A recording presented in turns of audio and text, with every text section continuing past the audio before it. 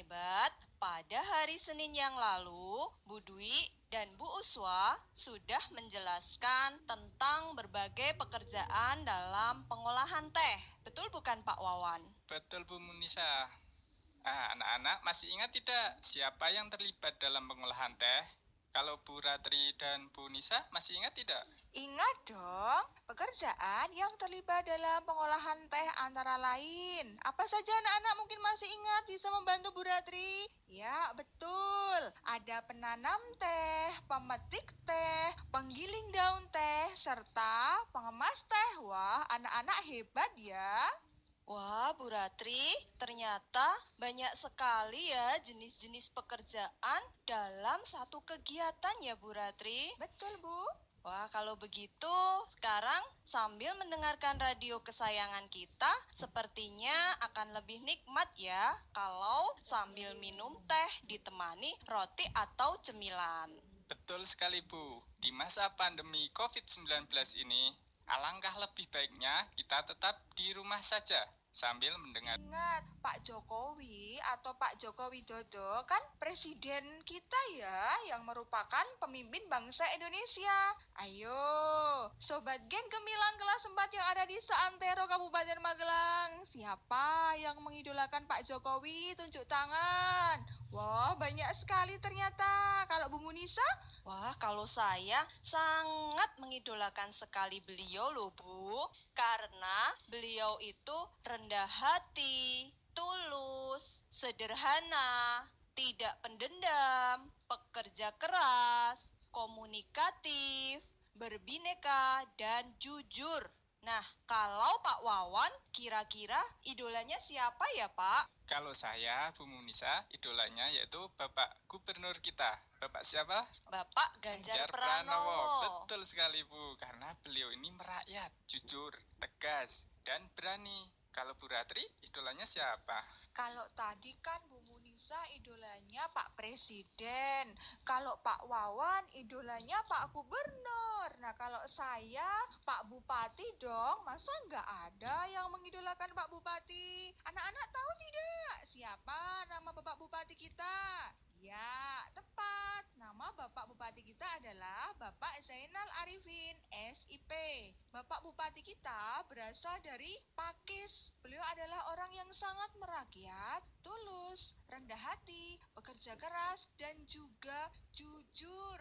Ayo, anak-anak Sobat Gen Gemilang kelas 4, siapa pemimpin idola kalian? Oh iya, anak-anakku yang hebat, pemimpin idola itu tidak harus orang terkenal loh.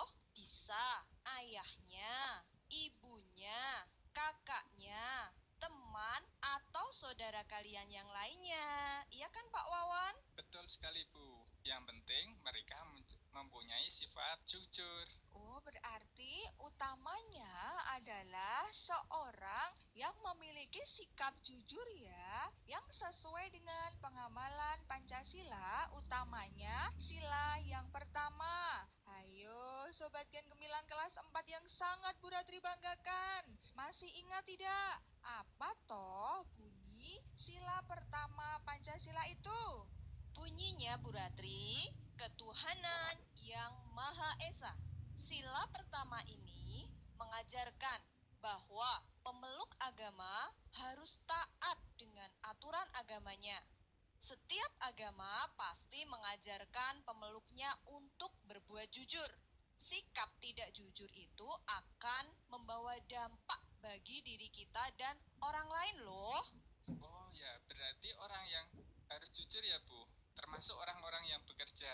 Tentu saja Pak, sikap jujur itu kan sangat penting, akan sangat berbahaya apabila seorang pekerja tidak memiliki sikap jujur.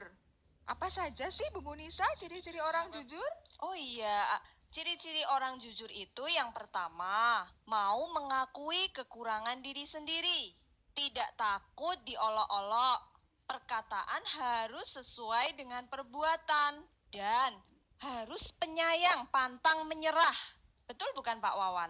Betul sekali Bu. Sudahkah anak-anak sesuai dengan ciri-ciri orang jujur yang disampaikan oleh Bu Munisa tadi? Semoga kalian sudah sesuai ya. Bu, kalau contoh orang tidak jujur seperti apa ya? Perbuatan tidak jujur itu misalnya kalau kita sedang di sekolah, yaitu kita mencontek pekerjaan teman, dan perbuatan tidak jujur ketika kita bekerja itu misalnya ketika kita korupsi, yaitu mengambil hak bukan miliknya.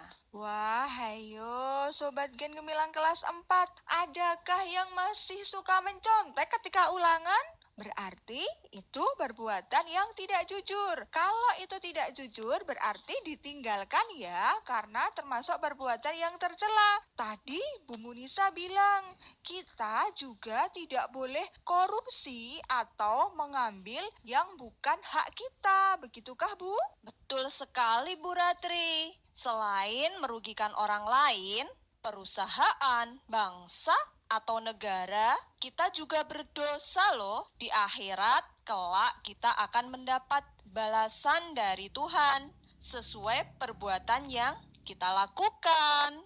Oke anak-anak, untuk itu mulai sekarang tanamkan sikap jujur pada diri kalian agar dapat menjadi pemimpin yang dapat diidolakan keluarga, masyarakat, bangsa, dan negara. Sebab apabila kalian tidak jujur itu sangat berbahaya. Ingat ya, apabila sudah bekerja nanti jangan sampai ada niatan untuk korupsi. Dan apabila menjadi seorang pemimpin, jadilah pemimpin yang tangguh, jujur seperti nenek moyang kita. Hayo, adakah yang tahu siapa nenek moyang kita? Merdu sekali suara Bu Ratri ini. Mungkin cita-cita Bu Ratri sebagai penyanyi ya Bu ya? Iya, sebenarnya Bu Ratri itu pengen sekali menjadi seorang guru dan juga penyanyi. Tapi kenyataannya sekarang Bu Ratri hanya menjadi penyanyi kamar mandi, Bu. Guru dan penyanyi itu merupakan pekerjaan ya Bu? Betul Pak, guru dan penyanyi merupakan salah dua jenis dari pekerjaan. Hayo, anak-anak kan kemarin sudah belajar bersama Bu Dwi dan Bu Munisa. Masih ingat tidak? Apa contoh pekerjaan yang ada di sekitar kita? Betul, ada guru, dokter, perawat, bidan, petani, arsitek, tukang bangunan, dan lain-lain. Nah, dari jenis-jenis pekerjaan itu nanti kita dapat menyebutkan kegiatannya. Nah, sambil mendengarkan radio kesayangan ini, anak-anakku yang hebat sekalian, buka buku paket kelas 4, tema 4, halaman 37 ya. Oh ya Bu, kalau guru kegiatannya mengajar ya Bu? Betul, tugas utama seorang guru adalah mendidik dan mengajar. Walaupun masa pandemi seperti ini, guru juga masih harus mengajar dengan sistem daring, luring, bisa juga kombinasi daring dan luring, tetapi harus tetap mematuhi protokol kesehatan. Kok di sekolah belum ada siswanya ya Bu?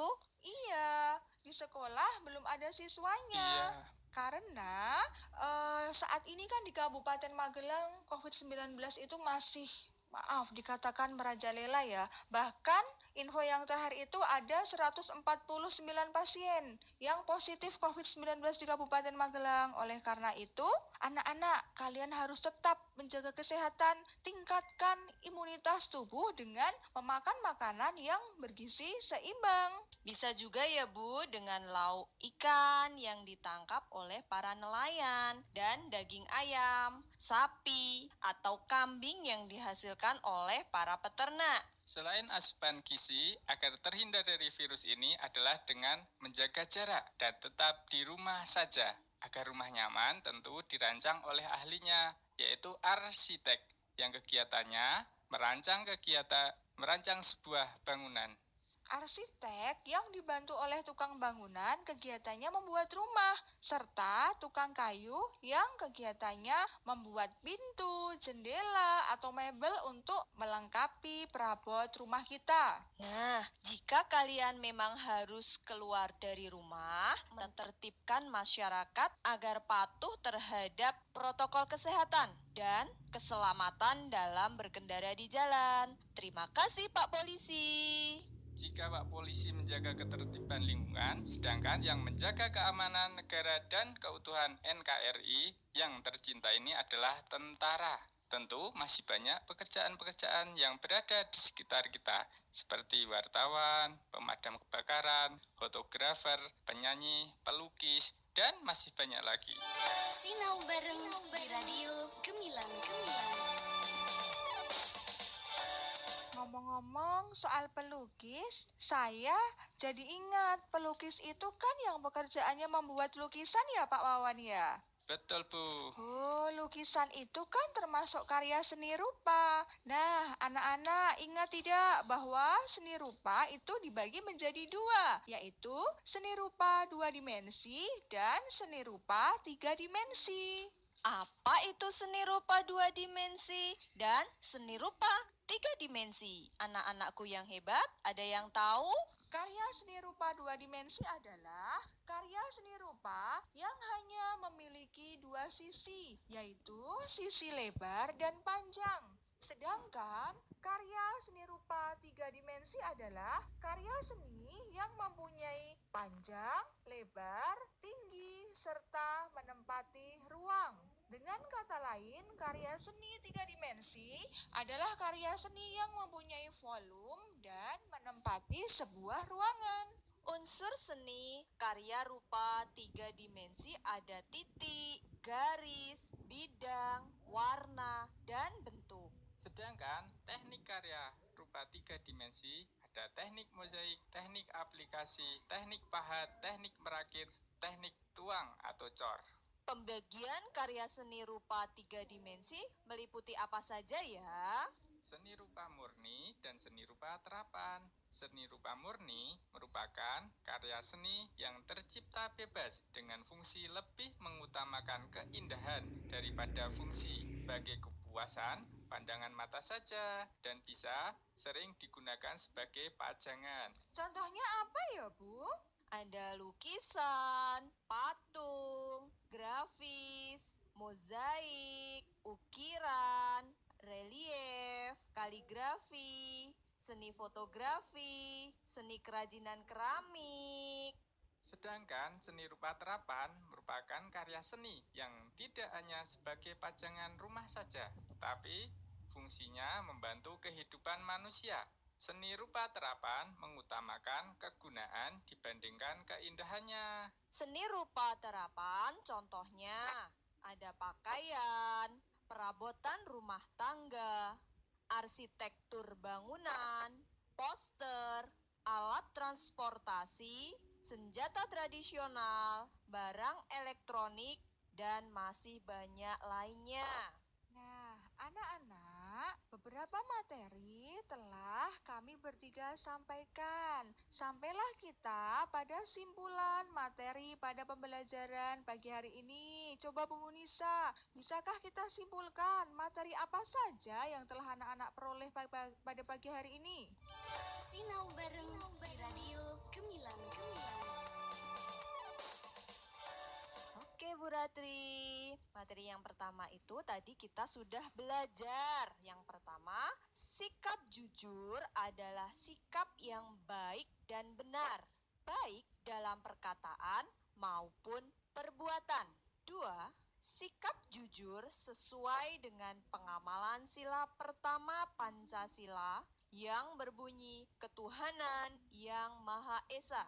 3. Semua pekerjaan membutuhkan orang-orang yang jujur, baik sebagai seorang pemimpin maupun anak buahnya. Dan yang kelima, sikap jujur harus kita terapkan dalam kehidupan kita sehari-hari, baik di rumah, sekolah, maupun masyarakat. Selain itu, semua pekerjaan membutuhkan orang jujur, baik sebagai seorang guru, petani, dokter, perawat, tentara, polisi, pelukis, maupun yang lainnya. Pelukis dapat menghasilkan sebuah karya seni. Karya seni rupa 3 dimensi dibagi menjadi 2, yaitu karya seni rupa murni dan karya seni rupa terapan.